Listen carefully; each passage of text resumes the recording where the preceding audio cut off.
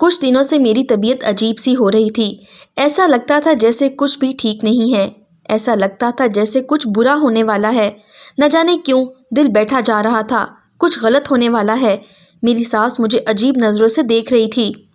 آج میری طبیعت ذرا سی خراب ہوئی تو میری ساس کہنے لگی، بیٹی چلو تمہیں ڈاکٹر کے پاس لے چلوں، لگتا ہے تمہیں ڈاکٹر کے پاس جانے کی سخت ضرورت ہے۔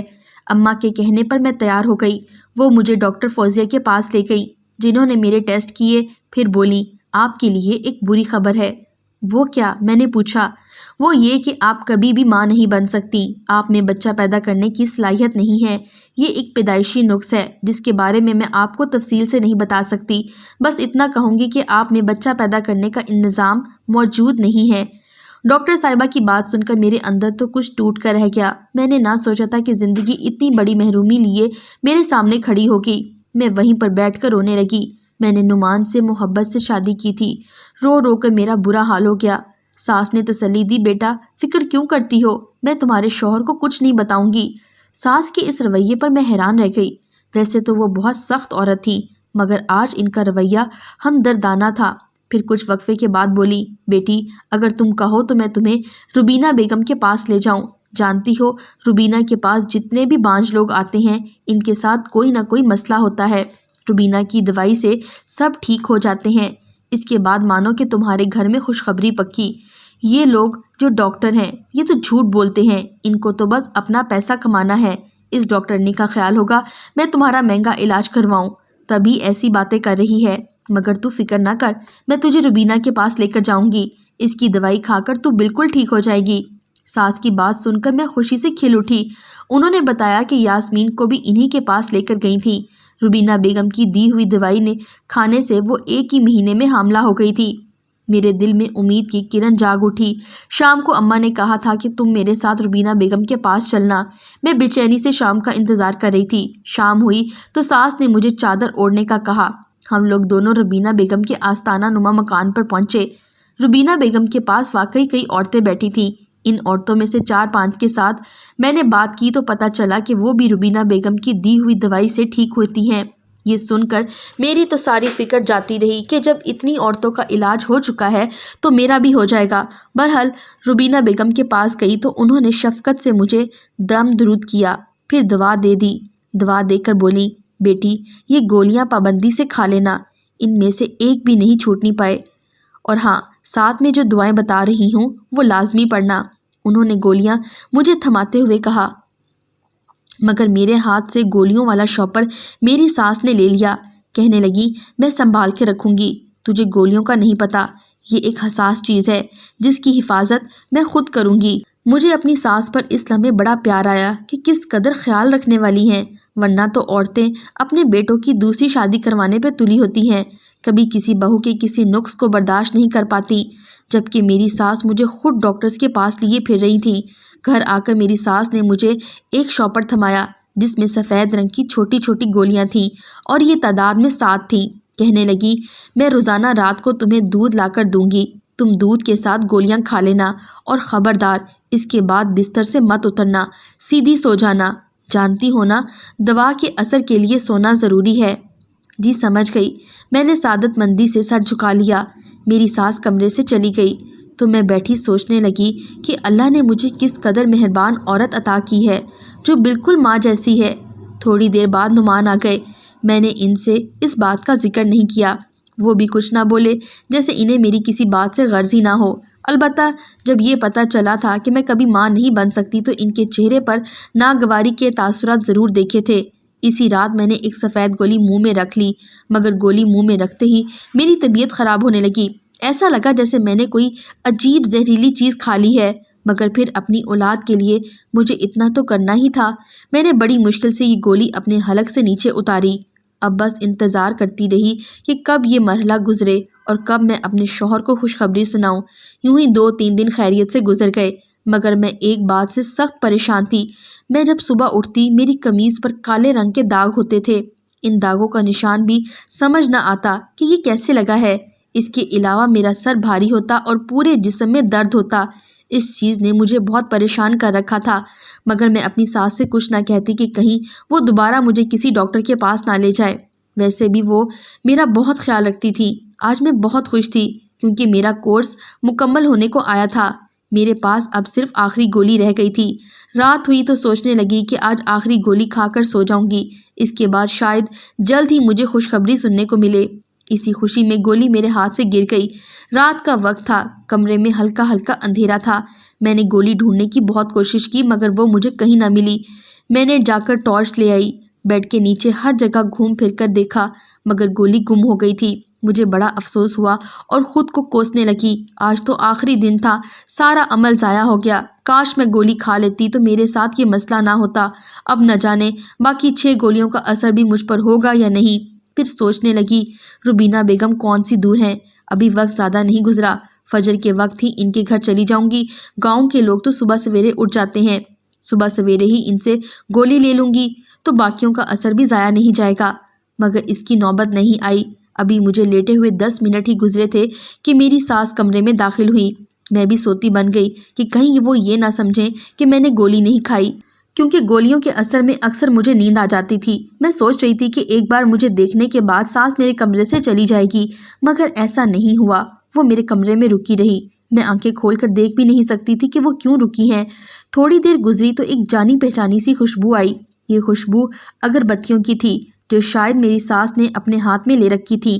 میں اب بھی سوتی بنی رہی کہ کہیں انہیں شک نہ ہو جائے کہ میں نے گولی نہیں کھائی، لیکن جب انہوں نے اگربتیوں کی راکھ میرے سر پر اور میرے پیٹ پر گرائی تو مجھ سے رہا نہ گیا۔ گرم گرم راکھ جب میرے کپڑوں پہ پڑی تو میں خوف سا محسوس کرنے لگی۔ میں ایک زوردار چیخ مار کر اٹھ بیٹھی۔ مجھے لگ رہا تھا جیسے میں کوئی ڈراؤنا خواب دیکھ رہی ہوں۔ اپنے سامنے اپنی ساس کو دیکھ کر میرا تو جیسے دل ہی اچھل کر حلق میں آ گیا ہو۔ انہوں نے کالے رنگ کا لباس پہن رکھا تھا اور ماتھے پر لال رنگ کا ٹیکا تھا، جسے دیکھتے ہی میری روح فنا ہو گئی۔ لگتا تھا کہ وہ کوئی ہندو جادوگرنی ہے جو اپنے عمل میں مصروف ہے۔ مجھے اٹھ کر چیختا چلاتا دیکھ کر گھبرا گئی۔ بولی خاموش ہو کر لیٹ جاؤ، ابھی مجھ سے سوال جواب مت کرو۔ انہوں نے مجھے سختی سے حکم دیا کہ میں لیٹ جاؤں، مگر میں یوں ہی کیسے لیٹ جاتی؟ مجھے عجیب محسوس ہو رہا تھا۔ ان کے اس عمل سے مجھے الجھن ہو رہی تھی۔ کمرے میں پھیلی بدبو سے میرا دم گھٹ رہا تھا۔ اس سے پہلے کہ میں مزید چلاتی، میری ساس نے میرے منہ پر ہاتھ رکھا اور مجھے گھسیٹتی ہوئی پیچھے والے کمرے میں لے کر گئیں۔ یہ کمرہ گھر کا عقبی طرف بنا ہوا تھا، اس میں کوئی آتا جاتا نہیں تھا۔ انہوں نے مجھے یہاں بند کر دیا، میرے منہ میں کپڑا ٹھونس کر باہر سے تالا لگا کر چلی گئیں۔ یہ دیکھ کر میرا برا حال ہو گیا، میری آنکھوں سے آنسو بہنے لگے۔ سوچنے لگی مجھے یہاں کیوں بند کر دیا ہے۔ روتی چیختی چلاتی رہی مگر کسی نے میری آواز نہ سنی۔ میں تو جانتی تھی یہاں میری آواز سننے والا کوئی نہیں، کیونکہ یہ کمرہ گھر کی پچھلی جانب واقع تھا۔ میں اپنے شوہر نعمان کو کوسنے لگی جس نے میرا خیال نہ کیا، مجھے پوچھنے تک نہ آیا۔ میں اس کا انتظار دن بھر کرتی رہی مگر اس نے مجھے پلٹ کر نہیں دیکھا۔ لگ رہا تھا جیسے اس عمل میں وہ بھی اپنی ماں کے ساتھ شامل ہے اور یہ کہ میری اسے کوئی پرواہ نہیں۔ اسی انتظار میں تھی کہ تقریباً شام 4 بجے نعمان آیا اور کہنے لگا تم یہاں پر ہو؟ میں جانتا ہوں مگر تمہیں صبر سے کام لینا ہوگا، اس کے پیچھے چھپی حکمت تم نہیں سمجھ سکتی۔ میں اسے دیکھتے ہی پھٹ پڑی۔ یہ کون سی حکمت ہے؟ تم پاگل تو نہیں ہو گئے؟ تمہاری ماں نے عجیب و غریب عمل کرنے کے بعد مجھے یہاں بند کر دیا ہے، جبکہ تم جانتے ہو میں تمہارے بچے کی ماں بننے والی تھی۔ میں جانتا ہوں، تمہاری ڈاکٹر کی رپورٹس دیکھ چکا ہوں۔ تمہارا ماں بننے کا اسی دن پتہ چل گیا تھا جب تم ڈاکٹر فوزیہ کے پاس گئی تھی۔ اچھا واقعی؟ تو پھر تم نے مجھے کیوں نہیں بتایا؟ تمہاری ماں نے مجھ سے یہ بات کیوں چھپائی اور مجھے بانجھ پن کی گولیاں کیوں دیں؟ بتاتا ہوں، سب بتاتا ہوں۔ نعمان نے ہاتھ کے اشارے سے مجھے بیٹھنے کو کہا اور مجبوراً میں بیٹھ گئی۔ اس کے سوا اور کوئی چارہ بھی نہیں تھا میں ان کی بات سن لوں، مگر میرے دل پر خوف سوار تھا۔ میں ان کے پاؤں پڑ گئی۔ خدا کے لیے نعمان مجھے یہاں سے نکالو، اس کے بعد تم جو مرضی کر لینا، میرا یہاں دم گھٹ رہا ہے۔ گھبراؤ نہیں، میں تمہارے ساتھ ہوں، نعمان نے مجھے تسلی دی۔ اچھا سنو، نعمان نے مجھے رازدارانہ انداز میں کہا، میری اماں کو تو تم جانتی ہو، وہ کتنی مذہبی خاتون ہیں، عورتیں ان سے دم کروانے آتی ہیں، وہ سبھی کا مفت علاج کرتی ہیں۔ شاید تم اس بات کو نہیں جانتی کیونکہ اماں نے آج کل یہ سرگرمیاں ذرا کم کی ہوئی ہیں، مگر میں اماں کو اچھی طرح جانتا ہوں۔ وہ لوگوں کی مدد کرتی ہیں، خاص کر بانجھ عورتوں کی۔ وہ چاہتی ہیں کہ کوئی عورت ان کے در سے خالی نہ جائے، جیسے روبینہ بیگم ہے نا، بالکل ویسے ہی بننا چاہتی ہیں۔ اس کے لیے ان کو ایک عمل کرنے کی ضرورت ہے۔ انہوں نے جب میری شادی تم سے کروائی تو مجھ سے وعدہ لیا تھا کہ میں اپنی مرضی سے شادی تو کر رہا ہوں مگر شادی کے بعد انہیں تم پر اس عمل کی اجازت دوں گا۔ بس اسی وجہ سے میں ان کی بات مان رہا ہوں کیونکہ انہوں نے میری بات مانی تھی۔ تمہیں مجھ سے بیاہ کر میری دلی آرزو پوری کی مگر اب مجھے بھی تو ان کی ماننا ہے نا۔ وہ اگر یہ عمل کر رہی ہیں تو انہیں کرنے دو، اس سے شاید تمہارے بچوں کو بھی کوئی نقصان نہ پہنچے۔ مگر میں جانتا ہوں اماں کی نیت بری نہیں ہے، وہ باقی عورتوں کی مدد کرنا چاہتی ہیں۔ اپنے شوہر کی یہ کہانی سن کر میں چلا اٹھی، تم پاگل تو نہیں ہو گئے نعمان؟ مرد بنو، تمہاری عقل کو کیا ہو گیا ہے؟ کیا اللہ کی کتاب کو ان فرسودہ عوامل کی ضرورت ہے؟ ہرگز نہیں۔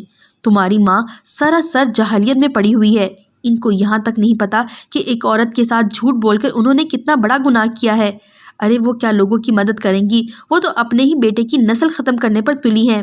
اگر میں بانجھ نہیں تھی تو مجھے وہ خطرناک گولیاں کھلانے کی کیا ضرورت تھی؟ اور تم کیسے باپ ہو، تمہیں اپنی اولاد کی بھی فکر نہیں؟ کیا یہ بچہ چلا جائے تو تمہیں کوئی دکھ نہیں ہوگا؟ نعمان نے اطمینان سے کہا، مجھے دکھ نہیں ہوگا، اللہ نے ایک دیا ہے تو اللہ اور بھی دے دے گا، صبر کرو۔ ویسے بھی تمہارا تو ابھی پہلا مہینہ ہے، کون سا یہ بچہ اس دنیا میں آ گیا ہے؟ نعمان، میں کوئی بات نہیں جانتی، بچہ دنیا میں نہیں آیا تو اس کا یہ مطلب نہیں کہ تم اسے اپنے ہاتھوں سے قتل کر دو۔ کم از کم تمہیں یہ بات سمجھنی چاہیے کہ تمہاری ماں جو کر رہی ہے وہ سراسر غلط ہے۔ میں اپنے بچے کو کسی کے ہاتھ بھی نہیں لگانے دوں گی۔ تم نے جو کرنا ہے کر لو، تمہاری ماں کے ہاتھوں قربانی کا بکرا نہیں بنوں گی، میں نے غصے سے کہا۔ نعمان نے مجھے وہیں بند کیا اور وہ بھی چلا گیا۔ بے وفا کی اس حرکت پر میں تو حیران رہ گئی، سوچا نہیں تھا کہ وہ اس قدر سنگ دل ہوگا۔ 2-3 گھنٹوں کے بعد دوبارہ آیا تو پھر مجھے وہی بات سمجھانے لگا، بولا اماں کو عمل کرنے دو، وہ سب لوگوں کی بھلائی کے لیے کر رہی ہیں، اس کے بعد تم جو چاہو کرو، میں تمہاری ہر بات مانوں گا، لیکن خدا کے لیے مجھے اماں کے سامنے شرمندہ مت کرو۔ نعمان نے میرے آگے ہاتھ جوڑ دیے، مگر اولاد کی محبت عورت کے لیے سب سے بڑی ہوتی ہے۔ نہیں نعمان، تم جو مرضی کہو، میں اپنی اولاد کا گلا نہیں گھونٹ سکتی۔ اپنی ماں سے کہہ دو جب تک میں زندہ ہوں اسے یہ عمل نہیں کرنے دوں گی۔ نعمان پتھر بنا مجھے دیکھنے لگا، جیسے اسے یقین آ رہا تھا کہ میں اپنی اولاد سے کتنی محبت کرتی ہوں۔ اس کے چہرے پر ندامت نظر آ رہی تھی، جس سے صاف ظاہر ہوتا تھا کہ وہ شرمندہ ہے مگر اپنی ماں سے مجبور بھی ہے۔ وہ اسی وقت کمرے سے اٹھا اور باہر چلا گیا۔ مجھے ساس کے چیخنے کی آوازیں آئیں، پھر وہ بھاگتا ہوا میرے کمرے کی طرف آیا۔ جاؤ، نکل جاؤ اس گھر سے، جتنی دور جا سکتی ہو چلی جاؤ ورنہ اماں تمہاری جان لے لیں گی۔ پھر نعمان نے مجھے اپنے ایک دوست کے گھر کا پتہ دیا اور مجھے روڈ تک چھوڑنے بھی آیا، بولا کچھ دن یہیں رہو، میں خود تمہیں یہاں سے لینے آؤں گا۔ اماں پر جنون طاری ہو چکا ہے، وہ تمہیں نہیں بخشیں گی۔ نعمان کی بات درست تھی۔ فجر کے وقت میں اپنا مختصر سا سامان لے کر اپنی ساس کے گھر سے چلی گئی۔ میں دل ہی دل میں دعائیں کر رہی تھی کہ جہاں جا رہی ہوں ان لوگوں کا رویہ میرے ساتھ اچھا رہے۔ وہاں پہنچی تو فرید اور اس کی بیوی نے پرتپاک استقبال کیا۔ شاید میرے شوہر نے انہیں پہلے سے بتا دیا تھا کہ میں آ رہی ہوں۔ ان لوگوں کے گھر مجھے کسی قسم کی کوئی تکلیف نہیں ہوئی۔ میں آرام سے 6 مہینے وہاں رہی۔ اسی دوران نعمان نے میری خبر نہ لی۔ میرے امید ٹوٹنے لگی تھی، لگتا تھا جیسے وہ کبھی پلٹ کر نہیں آئے گا۔ پھر ایک دن آسیہ باجی نے اطلاع دی کہ میرا شوہر مجھے لینے آ رہا ہے۔ خوشی سے میں پھولے نہ سما رہی تھی۔ میرا آخری مہینہ چل رہا تھا۔ ان دنوں عورت کو شوہر کی سخت ضرورت ہوتی ہے، وہ اسے اپنے دکھ سکھ کہتی ہے، اسے اپنی تکلیف کا ساتھی بناتی ہے۔ نعمان آئے تو ان کے چہرے پر پریشانی تھی، برسوں کے بیمار اور لاغر لگ رہے تھے۔ آتے ہی میرے آگے ہاتھ جوڑ دیے، خدا کے لیے مجھے معاف کر دو، میری ماں کو بھی معاف کر دو۔ نعمان تقریباً رونے کو آئے تھے۔ نعمان کیا ہوا، اب کیوں رو رہے ہیں؟ تب نعمان نے مجھے بتایا کہ اماں کو ان کے کیے کی سزا مل گئی۔ ان کے ساتھ جو حادثہ ہوا اس سے ان کے حواس بگڑ گئے، وہ اپنا ذہنی توازن کھو چکی ہیں اور اب عجیب و غریب باتیں کرتی ہیں۔ لوگ انہیں دیکھ دیکھ کر ہنستے ہیں۔ اب وہ زندگی اور موت کی کشمکش میں ہیں۔ نعمان کی بات نے مجھے پریشان کر دیا۔ شوہر کی باتیں سن کر میں نے اپنی ساس کو معاف کر دیا۔ بے شک معاف کرنے میں ہی عظمت ہے۔ زندگی کے آخری دنوں میں نے ان کی بھرپور خدمت کی۔ وہ مجھ سے بار بار معافی مانگتی مگر انہوں نے نہ جانے کس کا دل دکھایا تھا کہ ان کی موت انتہائی تکلیف دہ ہوئی۔ ان کی جان جیسے کسی کانٹے میں اٹکی ہوئی تھی۔ یہ حالت دیکھ کر مجھے بھی عبرت ہوئی۔ میں نے دل میں پکا ارادہ کر لیا کہ میں کبھی زندگی میں بھول کر بھی کسی انسان کا دل نہیں دکھاؤں گی اور نہ ہی کوئی ایسا عمل کروں گی چاہے زندگی میں مایوسی کے بادل چھائے ہوں، مگر میں کبھی اللہ تعالیٰ سے امید لگانا نہیں چھوڑوں گی۔